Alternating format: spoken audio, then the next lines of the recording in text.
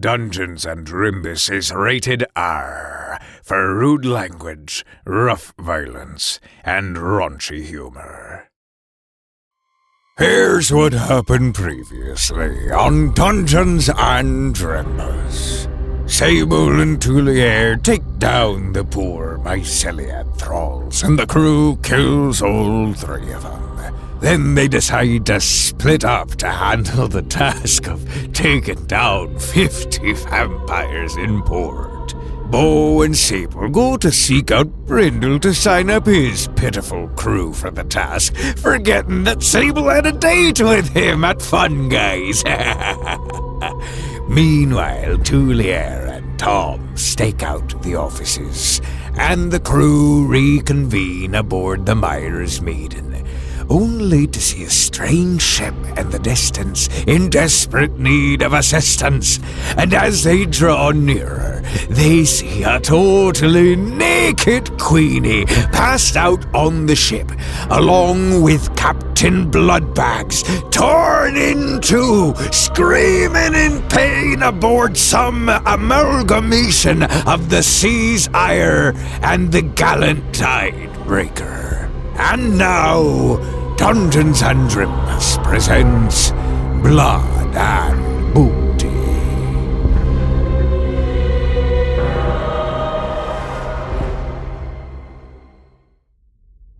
Queenie, the moment after you fall does not feel like anything at all. It is pure nothingness, not in the sense of floating, not in the sense of waiting. It is just nothing.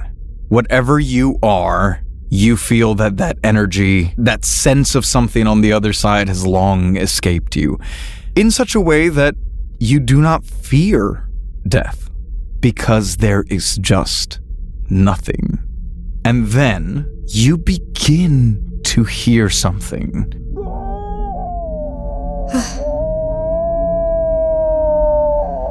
Oh, fuck. You hear distant wailing, something that sounds like Captain Bloodbags. Fuck. And then you taste the metallic tang of blood, filling your mouth, rushing down your throat, and filling you with warmth as nothing slowly becomes something. Warmth suffuses you, and all of your senses slowly begin to turn back on. You feel dirt under your skin. You sense a cool breeze, and you smell the smell of air, which is normally nothing, but when compared to nothing is absolutely something. And finally, your vision begins to return to you, from nothing to the darkness of your closed eyes, and then, as you slowly open your eyes, you see Lockley holding his wrist up to your mouth. Guys, she's waking up! Captain? Queenie! Captain? Where is the captain? You see Lockley, and behind Lockley, you see Beau, Sable, and Tuliere all peering in at you as you lie in what you recognize as Beau's coffin. Huh?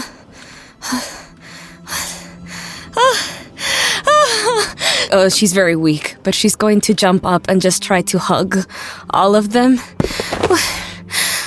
This is a most wonderful dream. No, don't try to move. Don't try to move. Stay down. Stay down. Tuliere's gonna take his cloak and wrap it around her. You feel this cloak wrap around you. You feel the embrace of your crew. You hear their voices. And as you look around for the captain, your eyes fall on another figure. Kayla, would you like to describe what Queenie sees? Queenie, you see, you would have to call him a young man. Oh my god. A feline boy, and Stop it right now. he has this matted white fur. It looks like he never really maybe learned quite how to take care of himself, and piercing but wary and flickering eyes, and in his hand you see he's clutching a gold chain. Stop it right fucking now. And he takes a tentative step towards where you are and says, hello, Mother, long time no see. Queenie passes out. She just passes out. She's back in the sand. She collapses into the coffin and luckily squeezes his wrist to try and get more blood out. Oh dear. Oh, was that bad? Is that not how? No, you did good job. That's probably the best reaction you could have hoped for. Yeah, see, I pictured this moment in my head, but I always thought I'd say something cooler. She flutters her eyes and looks around and passes out again. And then you just see just tears. Is this a dream? If it is, it has been a very long one. And if you will allow it, she will pull you close to her. Yeah, his haunches kind of raise. He's not used to this, but will lean in. She holds you tighter than she has to, almost like she's afraid that this is not real. It is you. Yes, it is me. What, look at you. What happened? How are you here? And Tom kind of bashfully paws at his head. And he's kind of covered in scars. He's a little worse for the wear. So is she, to be fair. It is a long, dreadful story. But I've been looking for you. She suddenly feels very, very badly. And she turns away and is like, I'm sure you're displeased with me. I'm sure you're angry, as you should be. Look at you, your scars, and you deserved better than me. I am sure you have much you need to tell me. I am not the same boy you once knew. He's been gone for quite a while, but if you would do me the honor of letting me have the chance to get to know whoever you are now. And Tom bows low. I am Tomas, Prince of Highclaw, and I would like to retake my throne. The honor should be mine, Tomas. For you to allow me the opportunity to know who you are. It is a true blessing. Look at you, you are so handsome! Oh, he his haunches. He's stop it! Don't in front of the other vampires! Goodness, I'm sorry. Beau luckily raises his eyebrows at you. After the way this dynamic has been, seeing Tom like this, he has to sass towards someone, and he just looks at you and goes, and Beau will wink and go, I don't know if he can remember what she had looked like before, but she already had the scar on her eye, but her fur is patchy now, because, when you're a vampire, it doesn't exactly grow back. Thankfully, your mother is no longer naked because Tuliere has put a cloak over her. Love that. I'm so happy you're here. I'm so happy all of you are here. And she opens her arms and the cloak opens on accident. She's like, I'm sorry. Shield yourself. I'm sorry, is that the captain? And then you hear a as someone runs down the steps. Queenie, you see Jinx Starwisk. Everyone else, you have gotten acquainted with him. This was the navigator of the ship that you found. And he runs down and he goes, "My captain! Oh, thank Orlith you are awake. I feared we had lost you." I feared I had lost you. Who is we? How many are there left? Are you well? Are you whole? She walks around him. Yeah, She's as soon as you ask who is left, you see he just looks at the ground. Finnick and Rook, they did not... and he shakes his head and looks at the ground. You trusted me as your captain, and I failed you. No. Were it not for the two of you, I don't think anyone would have survived. Not that I did much. You did plenty. You got us there, and I think when you fell, and you continue hearing the... Your beloved... One of them, yes. He blinks a little bit and goes, he went berserk. That grail... Yes. It gave him a power unlike any I'd seen. Like death incarnate. But Crusadia was a worthy match. With their cannons already primed, the Tidebreaker did not stand a chance. And this, Bloodbags...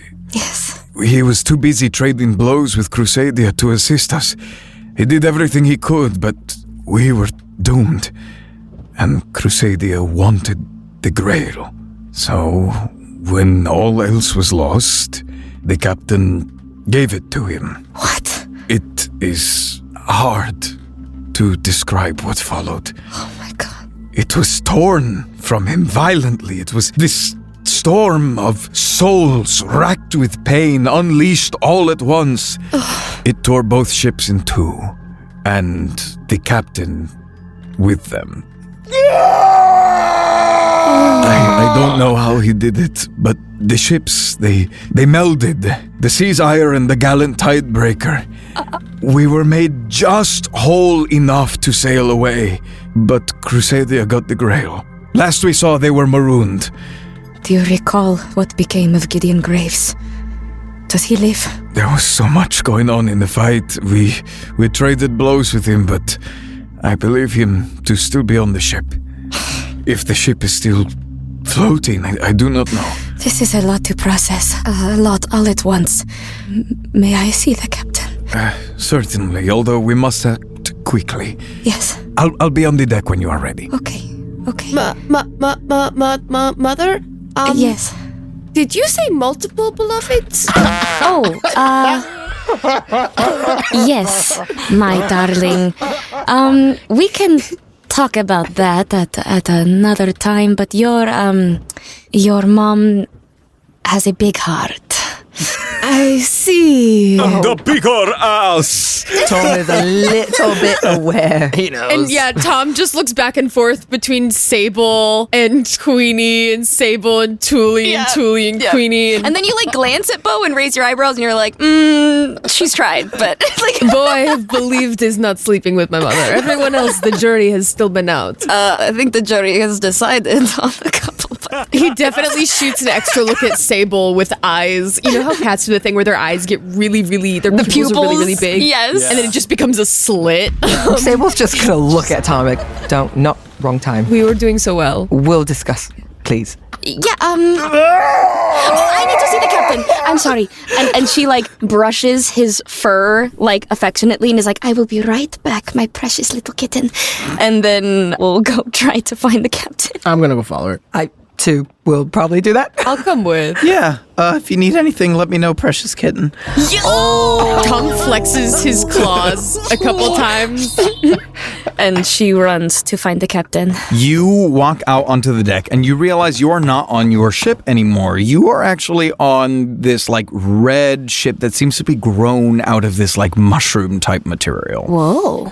Is it the same color as Sable? You see the mushroom deck and you look over at Sable to be like, are they the same color? You see that Sable has a hand again. Hand! And then she picks up her tentacle arm and is like, no hand. Oh, go! Oh, God. And she runs forward. And you look, and the ship is connected by a gangway to another ship, which is literally a 50-50 mix of the gallant Tidebreaker and the Sea's Ire. It's kind of sick. You see, it is like the Sea's Ire was grafted on and is growing onto the deck. What remains of the crew are all bailing out water constantly, and you hear the screams emanating from the captain's quarters. I run into the captain's quarters, but before I say, good work, I'll be back. As you look towards the captain's quarters, you see the open coffin. And in the coffin, you see what remains of Captain Bloodbags. He is torn in two, basically just a torso at this point, with innards trailing out. You can see bits of his spine where he was literally ripped apart. And you see he is screaming constantly. His eyes are slammed shut, and you immediately know he is constantly in this state of dying and healing in equal measure, in enough agony that he probably cannot hear or react to anything. This is all my fault. I assume you have given him blood. I tried, but it's not enough, I don't think.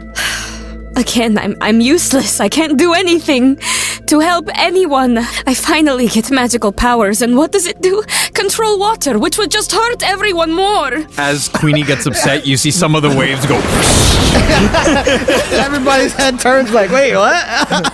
I'm sorry, what? Did she? I don't remember her always having magical powers. No, that's new. That's Queenie new. just collapses. Sable's gonna put a hand on Queenie's shoulder. We're definitely gonna expand on that in a moment. This is the quickest way I think we may be able to catch up. God, I hope this works. Sable is going to make her way towards the captain, and she's going to basically just put her hands on where he's separated, and she wants to essentially like mend him together. Okay. What? Sable, please give me a roll to try this. That's 10. Full success. Everyone, and especially Queenie, you see Sable walk up and touch a hand to the captain, and it is almost like that arm dissolves and like tries to patch up the captain. Am I high? Unfortunately, Sable, you get the sense that it's just not enough to help him. But innately, you remember something. You're not sure if it's your own memory or an inherited one, but you know of a healing rite within the mycelium that was occasionally used, whereby placing someone within the heart of the hive and leaving them there for some time would often help mend grievous injuries. That being said, Captain Bloodbags is neither a myceliad nor technically living, so you're not entirely sure if it would work, but you get the sense that if you could maybe get him to the hive, that might be your best shot at mending him. Okay. And Mother, you do drugs? No, well, I mean, if a mortal has taken... Oh, are you up to speed on the whole vampire thing? Yeah. Tom, you see his claw twitch and you realize that like strapped to his waist is like a bunch of wooden stakes and garlic bombs. Ooh! And seeing the wooden stakes, Queenie, like, her hackles raise and she, like, puts her arms over her chest. I'm sorry. I don't like those very much, but I would actually like to keep one and engrave the name Gideon Graves on it so that when I see him next, he knows it's for him. Tom, you notice a gaping steak-sized wound in your mother's back. Ooh, I have yet to be staked in the back. I wouldn't recommend it, my son. Yes, being staked in the stomach doesn't feel very well either. You know what, Tuliere? There is much to catch up on, but all I can say is that Gideon Graves haunts me and has failed me twice now, and I will either die or use his scythe arms as my own swords for years to come. Work, Diva. Whichever one comes first. No one fells my mother twice. Well, they kind of did. Let's say no one fells your mother a third time. Thrice. No one fells my mother thrice. There we go. That's perfect, yes. Sable, what? Right. I definitely don't have enough of mycelium to fully mend the captain, and I don't know if this will work, but technically there may be another option to take him to the hive and see if we can mend him that way. You want to take him back to that tower? It's a gamble. I don't know if it'll work exactly. Which tower? Where are we, by the way?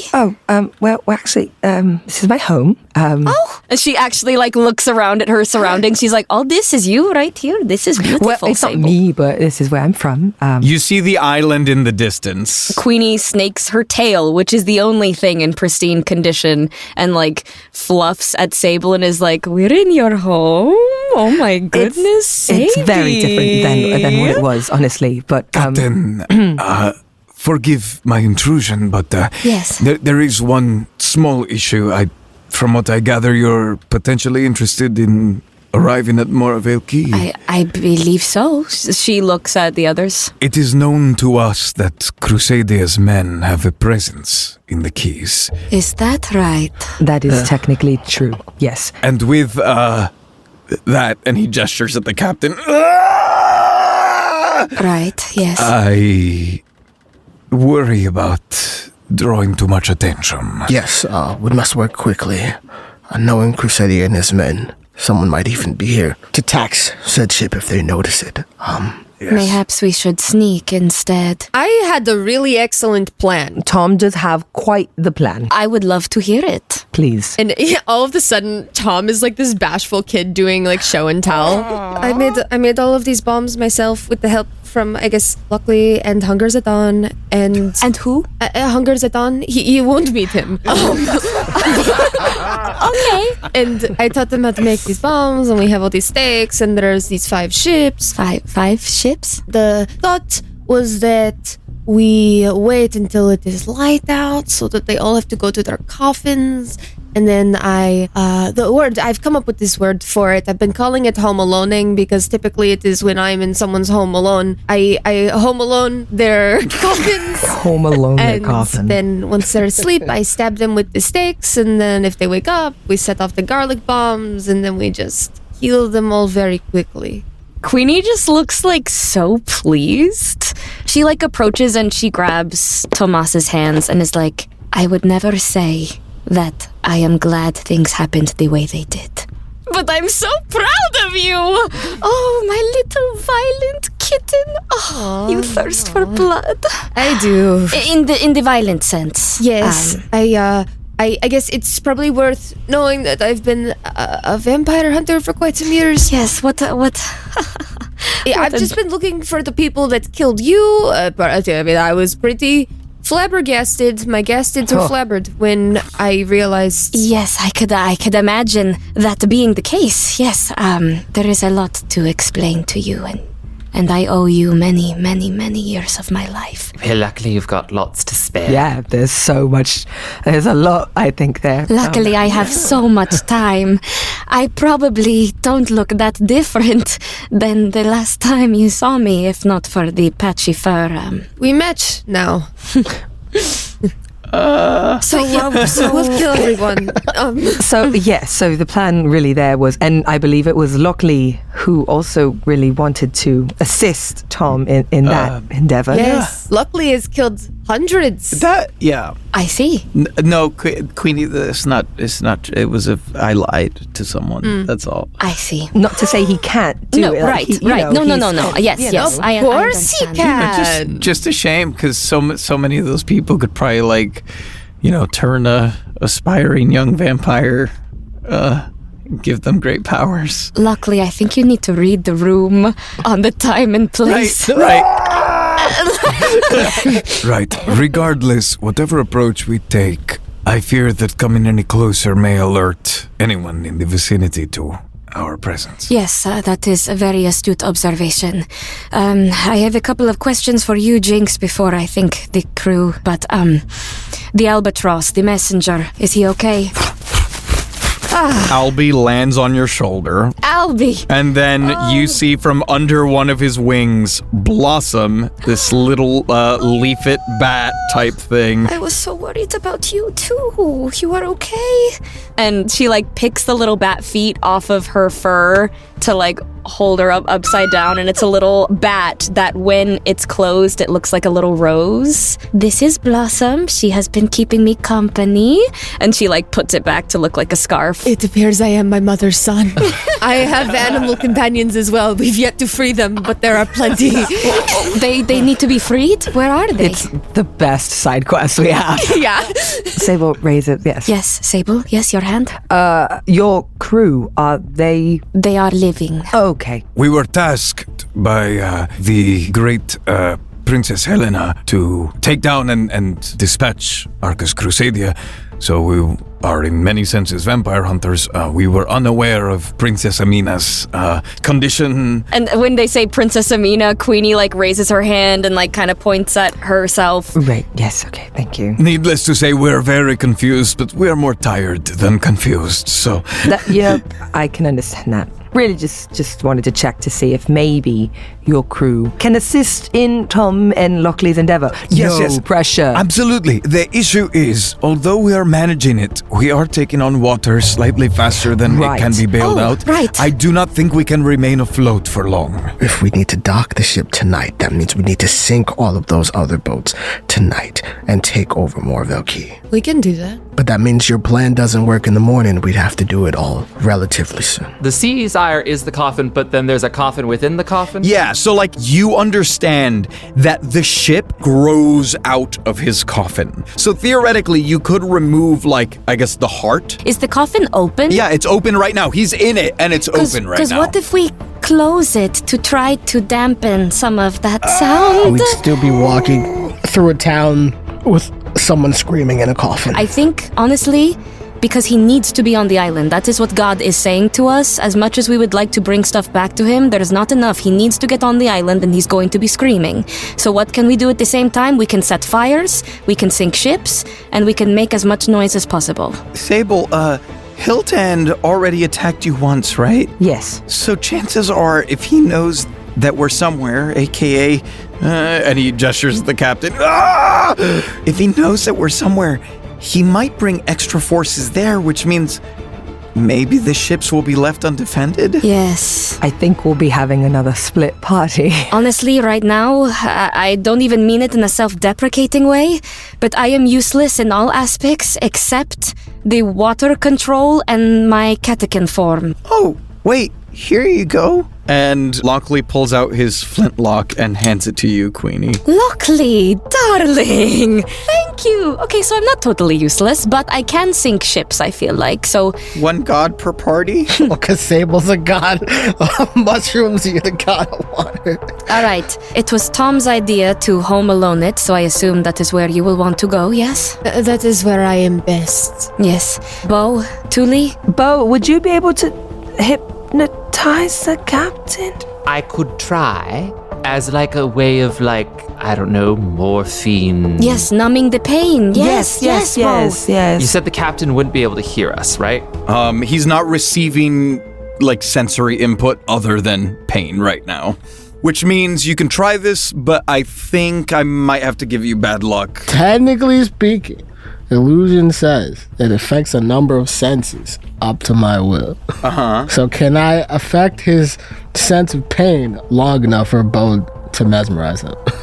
If you attempt this, you are essentially giving luck to Beau. So Beau will roll regularly. Okay. But if Beau fails, you both expend the abilities. That's fine. Wait, just a moment. And Beau takes out a bit of parchment and starts scribbling, and he will recite a poem first to grant luck up to will on next roll. Okay.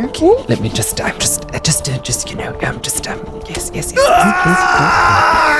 Yes. Senses of pain flooded by heat. All of this now could not be beat until such a time we are fed meat. Hey, yo. And then after that, apply some heat. Let's go freestyle.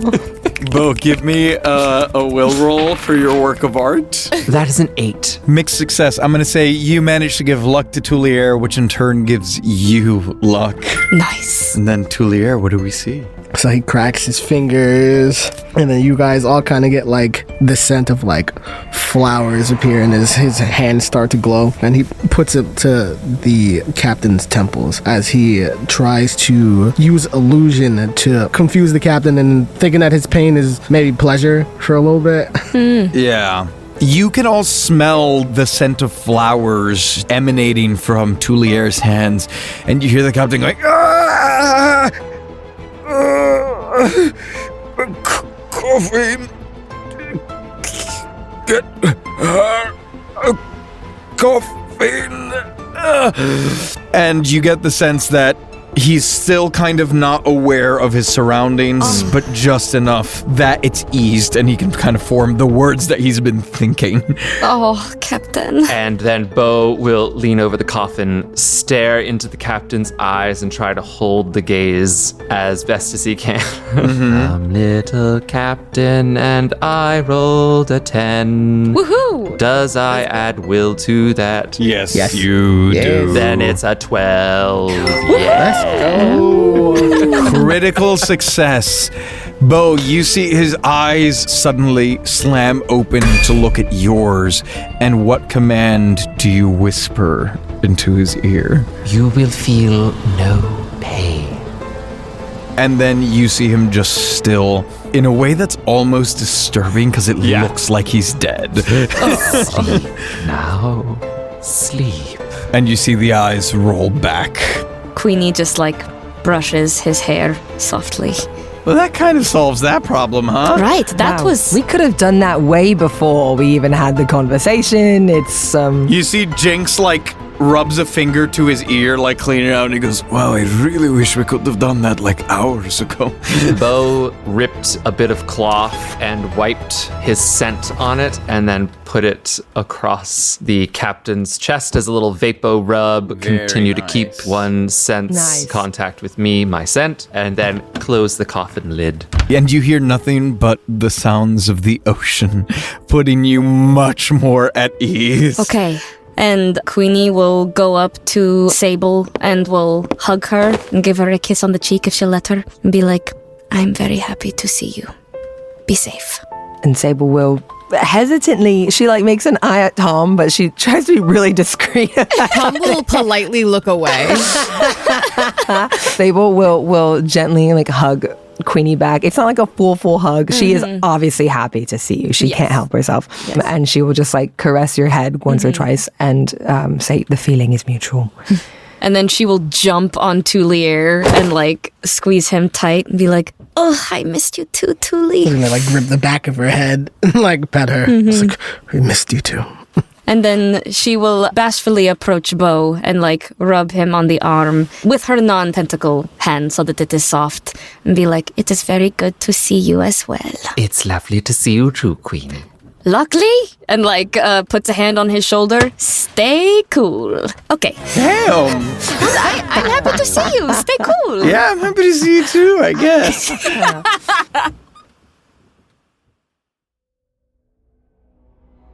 Finally, we've made it to the end of Blood and Booty Act 2. After this, we get blissful silence until those pitiful wretches at Dungeons and Drimbus return with the final act in January of 2027. Ugh.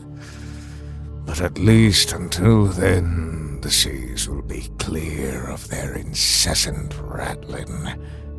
But I forgot they're coming back with holiday specials in October, November, and December. Main feed specials along with new seasons of Beyond D&D every month. Good lords, does it ever end? And we're not even free of blood and booty just yet. Turns out, after the finale, they're still doing their little after-the-show after the Drimbus. Have a listen, see how horribly wretched this is. Kayla joined the session after you left. Are you serious? Hannah, you don't understand how... We've been holding this. Hannah. Do you see why I was I cannot believe these things have happened the way they have? That's literally insane. No, it was we were all so, not even upset, but just God damn it. It was you left, then Captain left because we got into an argument, and then we got attacked, and all we see is Kayla saying, hello, bloodsuckers. We still have to tell you our side of what the fuck happened, which we'll leave for in game, but Hannah... I've known since towards the end of Jerry, I think. That's fucking wild. What? Yeah. Yeah, I was lying to you when you guys came out to Texas and we met. I'm like, so what are you doing? That's so exciting. You're like, I'm so sorry you guys can't be in the next you're not going to be in the next season. I'm like, yeah, that's so crazy. I can't wait to listen to it. Literally, I think once a week, Hannah's like, I want to play with Kayla again. Well, okay. Can you believe that people sign up to the Patreon at patreon.com/Trimbus specifically to listen to this garbage? Couldn't be me. Well, patrons, hope you enjoy all of the supposed content coming your way later this year. You itchets. Jerry Benetatos, Queso Loco, Greta and Beignet, Alex Keeps Me Ass, Ace Andrews, Regina Russell, Sam Olivos, Jordan Cobb, The Unnamed Rogue, NB Star, Doubtful Guest, Michael Richhurst, Tavis Walden, Denny Dewdrop, Myth Mouse, Collie Wolf, Brendan M. Bishop, Bridge, Twiglets, Joanna, Stan Sitzman, Scrambles the Death Dealer, Aaron Adams, Nathan Messner, Ruth Thanatos, Melissa Rain, Sensational, Butts Aplenty, Normally Me, Dane Colhoff, Loon, Faust, a Heavenly Demonic Monster, David Carlton, Tracy Baby, Lord Braxton Von Wendell III, Elastic Band, Hoodie Gang Sheep, Luke Vermin, MV Carr, Vico Cocorico, Mary Week, Alyssa Barron, Jan, Scottish Alpaca, Kiara Bouye, Wayward Scientist, Chibswan, 012, Kyle D, Shane Coffey, Donny Duster, Connor Canfield, Marco Morais, Shadow Wolf, Tabitha, Cardboard, Blood Rose, Jonathan Love, Meat Slinging Menace, Douglas L. Conrad III, Happy BB, Cullen, Nix the Crypt Keeper, Adam Sutcliffe, and Cullen Peterson. Go get lost on the patron Discord or something.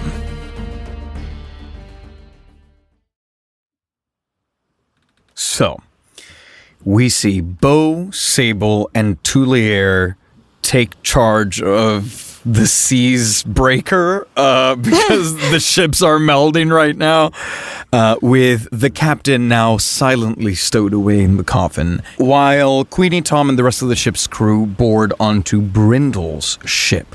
Queenie, you, I'm going to say with ease, can lead the way, kind of carving through the waters, and eventually the two ships diverge as you take a left turn to line up with the ships in port. Queenie salutes with her tentacle arm. And you see your crew upon the sea's ire saluting you back as they turn towards the right, heading for what appears to be an emergency landing on the sands of the Isle. And Sable, as you brace for impact aboard this mishmashed sea's ire, you get a flashback to when you first saw the sea's ire, marooned on this very same beach. She giggles to herself. You giggle and then...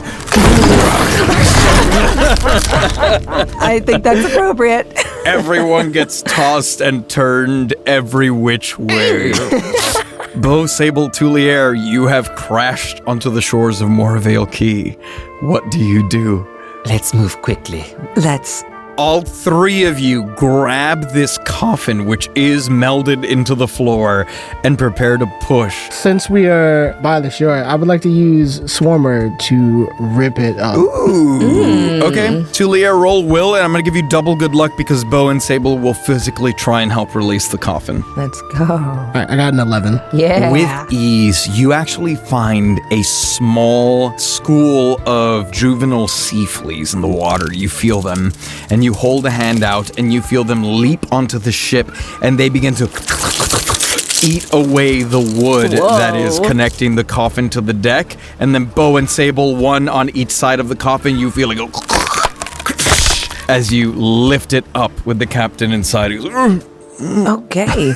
as he kind of gets tossed a bit. That's sick as fuck. And then Tuliere, with the end of your cast, you flick them away because you know that sea fleas will ravenously tear apart any organic material. So you choose not to leave them on the deck. Okay. Off to the tower we go. I suppose so. I would, I guess, like to try maybe doing like the tunnel thing. Is that a crazy concept? Give me a roll and see if it works. That's a 6. Mixed success. There is enough mycelium because this hive has been here for so long. There are particles of it mixed into the sand and like just every aspect of this key.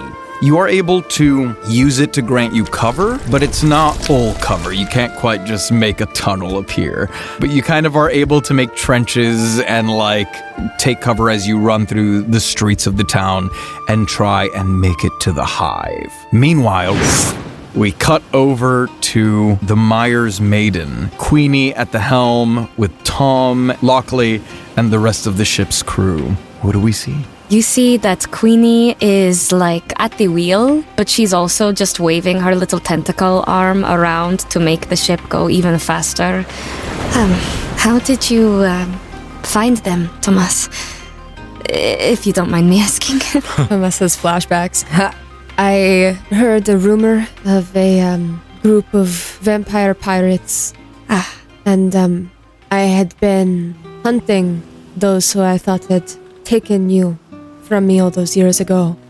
So it was really only a matter of time. And I was fortunate enough to find them rather quickly. I see. It has been a long 20 or so odd years. I can only imagine. There is nothing I can say to you to make up that time. I know that.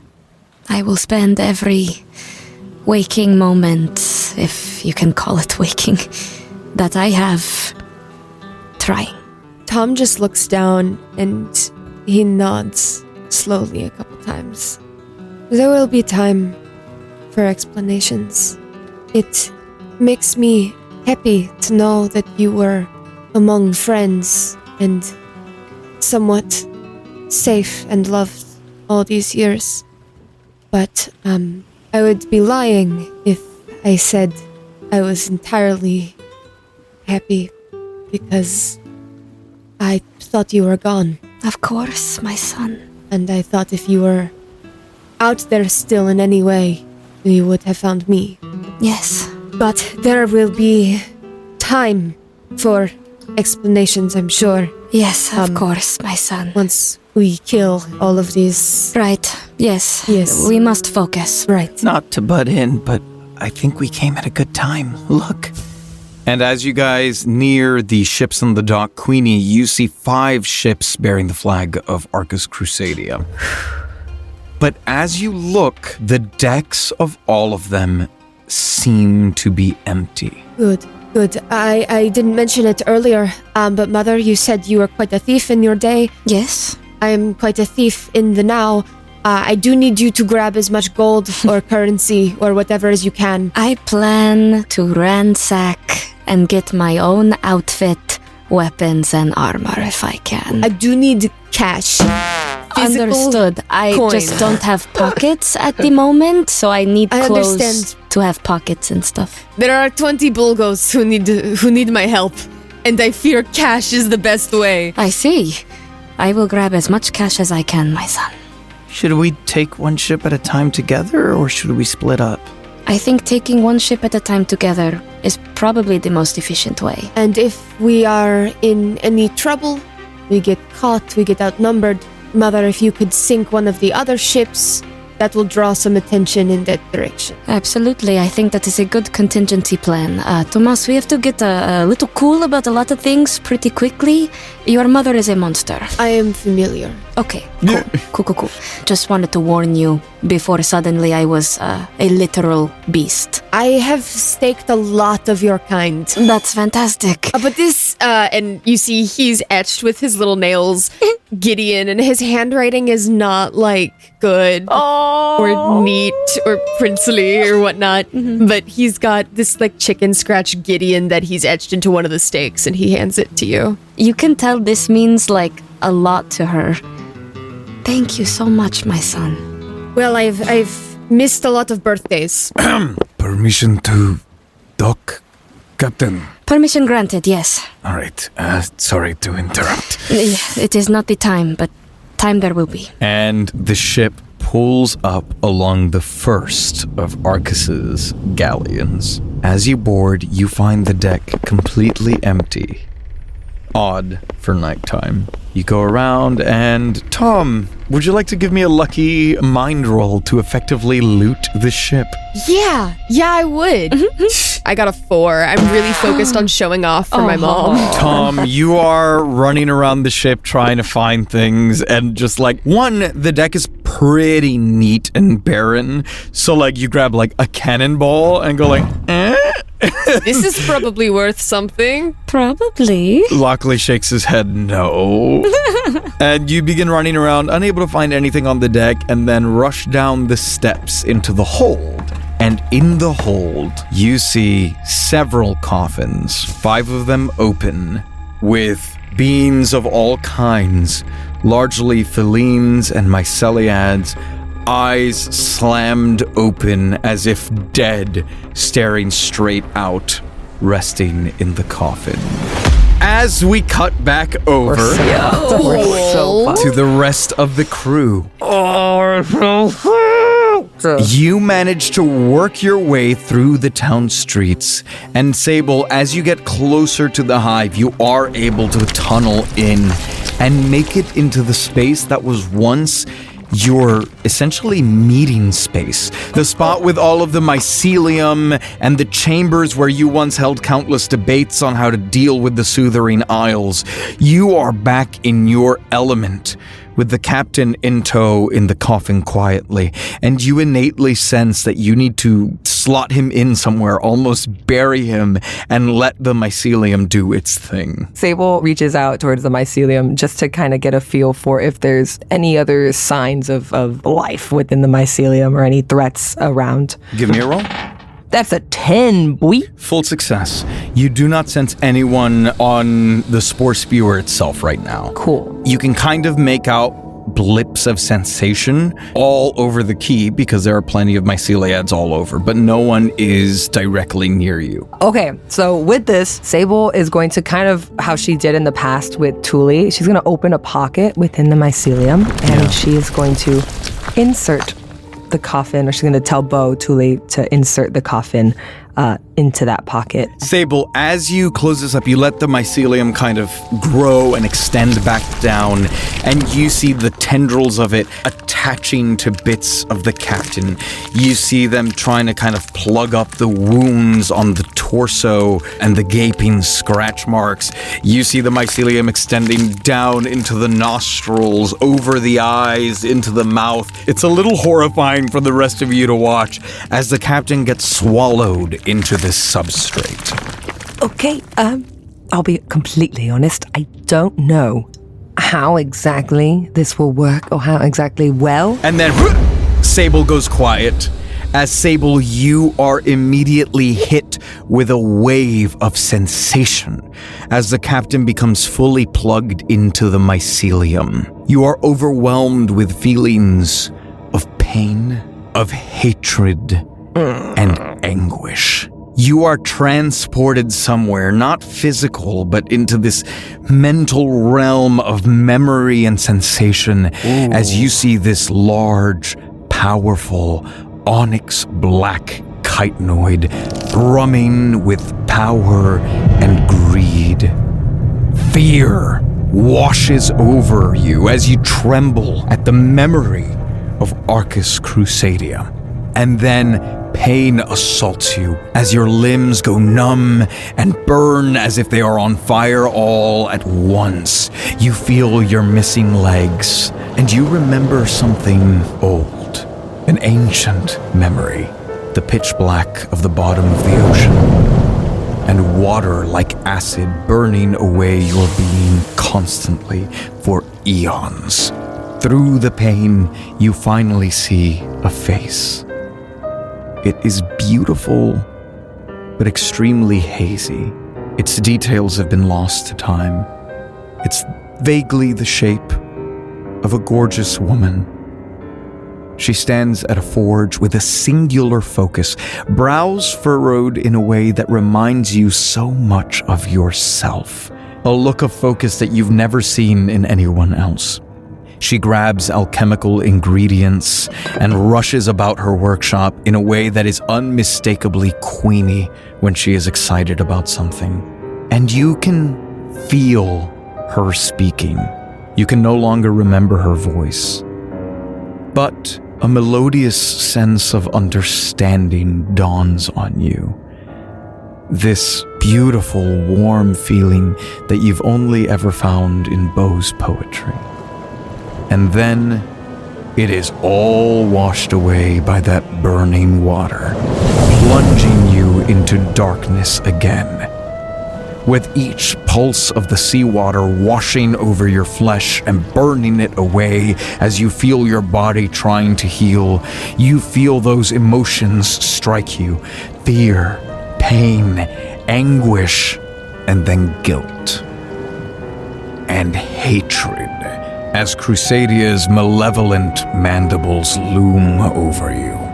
But through that pain, you feel a hint of comfort, like a hug hardly felt through myriad layers of heavy clothing, as if you're buried in it. You inhale the warm scent of a loved one, and you feel their care, the comfort of the hive.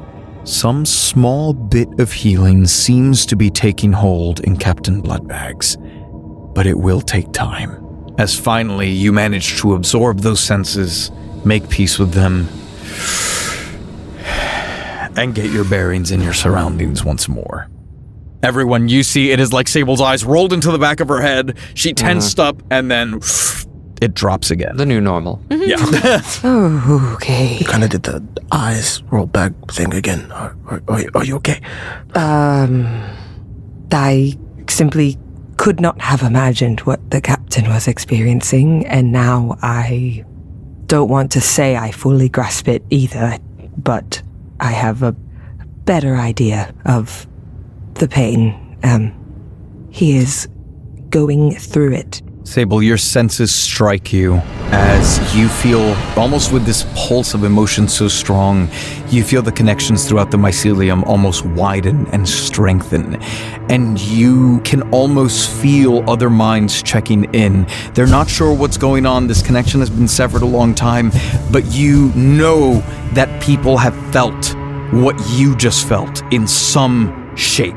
And you sense concern and things drawing nearer. Sable wants to do her best to close her eyes and just focus on feelings of just reassurance, it's going to be okay. Please give me a roll.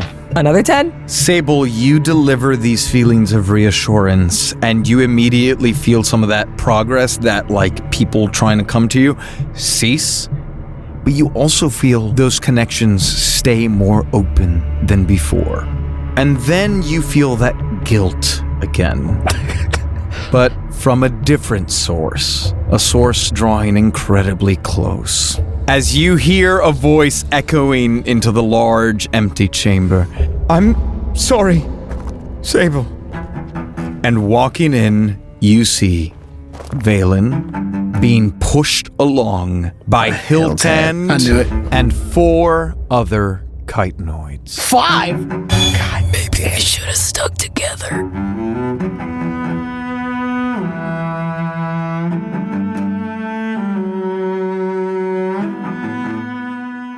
This has been Blood and Booty, a naughty nautical actual play adventure of Vampirates. Blood and Booty features the vocal talents of Amanda Fernandez-Acosta as Sable, Hannah Schooner as Queenie, Kayla Temshiv as Tomas, Michael Pisani as Beau, and TJ Berry as Tuliere. The rest of the world is voiced by your BG, Giancarlo Herrera, with editing by Giancarlo Herrera and Hannah Schooner, and sound design by Giancarlo Herrera. Blood and Booty is played on the free Mischief TTRPG with the Vampirism and Pirate expansions, available at mischiefrpg.com. If you'd like to support the show, consider signing up for the Patreon at patreon.com/Drimbus, where you can get access to exclusive bonus content, patron merch, Drimbus TTRPGs, the patron Discord, and more. Thank you all so much for listening, and we will see you all with Act 3 in the new year.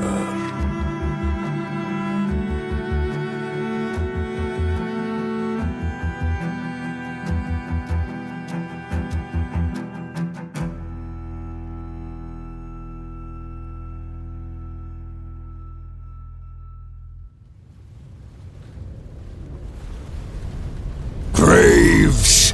Aye, Crusadia, sir. Have you got our coordinates yet? I do, sir. But the others at the key have informed us. I don't care. I've set our course. Now, let's get to work. Aye, Crusadia, sir.